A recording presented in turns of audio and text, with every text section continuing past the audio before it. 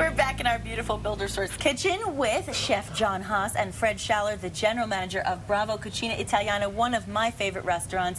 And you know I'm not just saying that. No, we see you in there often. You do.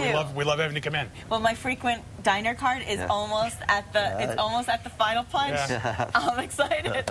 Yeah, you want to make sure you get one of those, right? Yeah, sure. those are great. Well, now Chef John today is going to be making us something very exciting: braised beef gnocchi. Now I say gnocchi because I want to make sure that people understand that is actually the correct pronunciation. It is. It's one of those words that you got to hear it said right, and then after that, you're good. So yeah. So Mom, sorry, it's not gnocchi, it's gnocchi.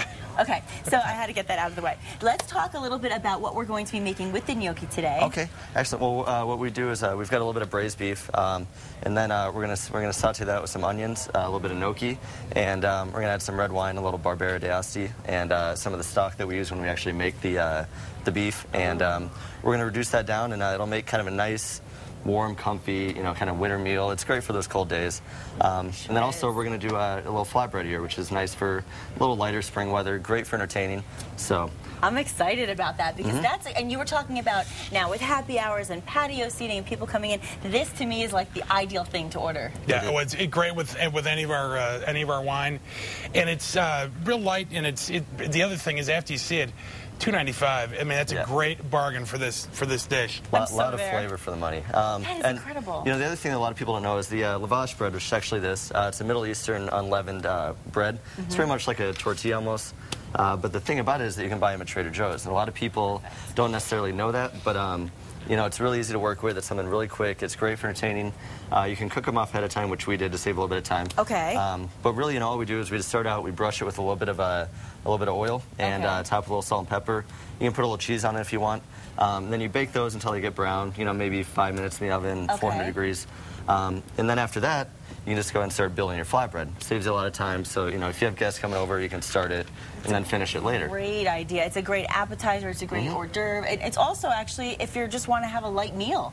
Yeah. Sometimes when the weather starts to get warm, we don't want to eat as heavy. Yeah. So this is a great option. Okay, so you're saying that you can just go to Trader Joe's, which is actually in the same circle, basically. Right over by us. Right over by us, yeah. And you can find them there.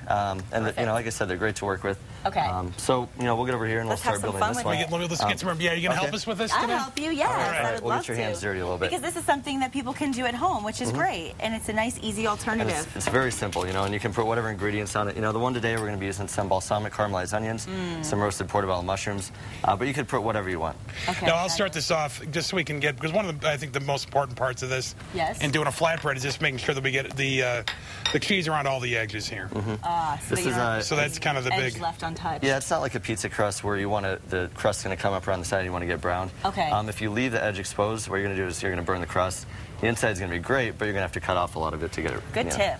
Okay, so do you want to help us with it? Then let's get some caramelized onions around the whole thing. Yeah. I just sanitized my hands, by the way. Just so you know. We're all clean. When I went backstage with hand sanitizer. So you just kind of spread it around? Yeah, spread it, as whatever you want, wherever you want it. It's gooey. You can make it any way you want. What we do with this is we saute the onions in a little bit of oil. We slow cook them down.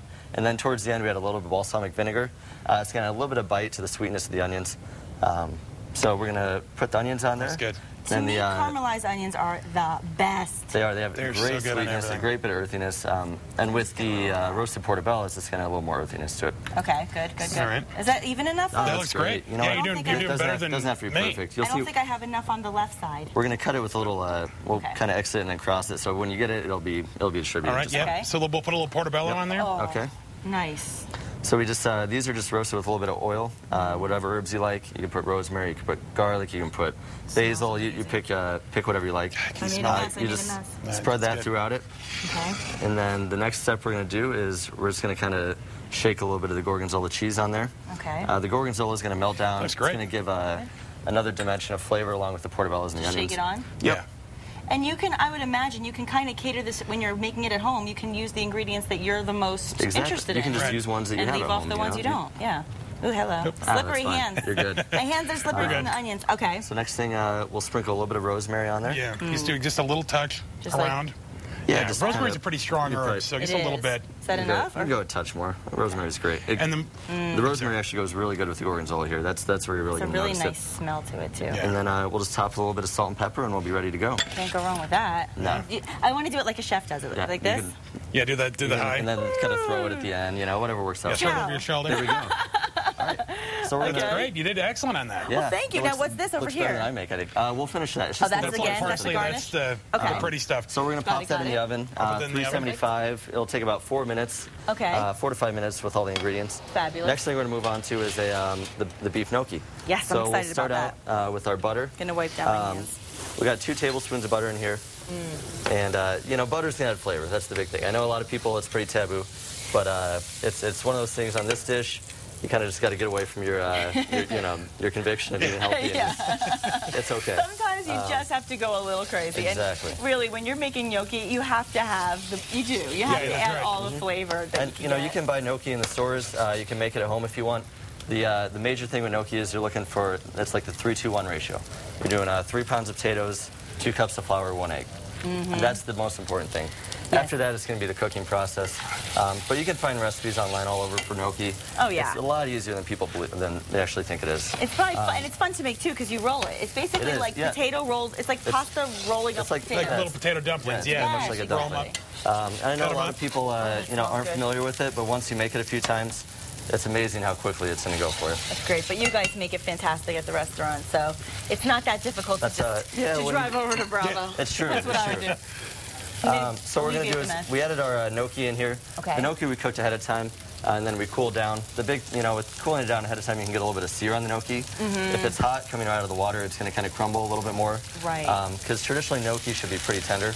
Okay. So we're just going to kind of brown this up a little bit, and then we'll add in our beef. After that, we'll add the red wine, the stock from the roast that we did. And we actually use the red wine in the roast as well. Okay. To kind of layer the flavor a few other places in it. So we're going to get just a little bit of browning on it. You can see it start to caramelize just a touch. You're getting your mushrooms sauteed up when they're a little bit brown. You want to make sure you cook your mushrooms through. If you don't cook them through, they're just going to have a kind of a, I don't know, it's hard to describe, but they won't be right. That's the bottom line, the most important thing is that they're not right. That's the key. So we got cook them through. We got a little bit of brown in the gnocchi. Okay. We're going to add our beef in. Again, the beef was just roasted the day before, and then we let it cool down in the liquid, take it out, and then you kind of crumble it the next day. It's great if, let's say you make pot roast, you got leftover beef, you can go and use that for it. Yeah, any of the meats you can use. Any pork or anything would be good. Exactly. Yes, that's a good point. So once we warm it up, we're just going to go and add our red wine. Deglaze with the red wine. You can use whatever red wine you want. We got Barbera d'Asti. You can certainly use a Chianti if you'd like. I can smell that right now. Oh, yeah. Once we get a little bit of reduction there, we're going to go ahead and add our beef stock. Beef stock, so that's the other key ingredient. Well, the beef stock is actually, it's actually the reduction, or the liquid that was braised with the beef the night before. Perfect. You just take it out and use that. Great idea. So once again, this is a great application for leftovers.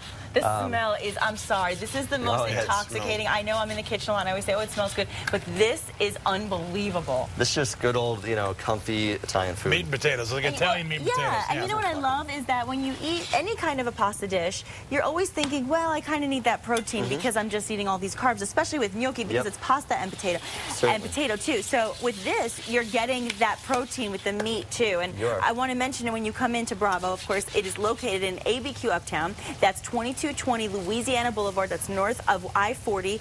And if you are looking for today's recipe, you can always log on to Casa.com. And you can also call ahead for a reservation. That's correct. Which is always a good idea. But there's a great bar. You can sit in the bar. You can wait there. And that's usually where I end up eating. That's always what happens. So we're going to continue to cook this up.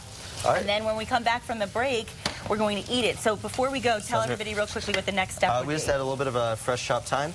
You're going to add some Reggiano cheese in. Okay. And that's pretty much it. You're going to pull it off the heat and plate it up. So we'll have it ready to go.